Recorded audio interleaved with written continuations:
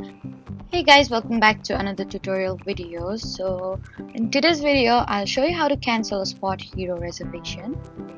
So if your plans have changed and you no longer need your parking reservation, then just follow along. First, open the SpotHero app and then sign into your account.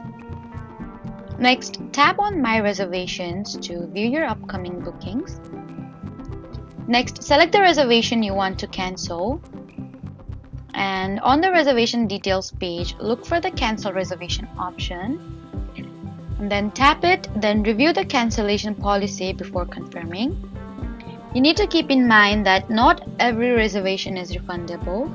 Some parking facilities allow free cancellation up to a certain time before your reservation begins, while others may have different policies. And if your reservation qualifies, your refund usually will be processed back to your original payment method. And after cancelling, you'll receive a confirmation email and the reservation status will update in your account.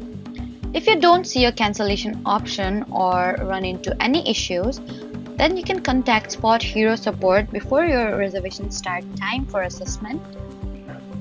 So that was how to cancel a SpotHero reservation. Don't forget to like, comment, and subscribe for more helpful tutorials. Thank you for watching.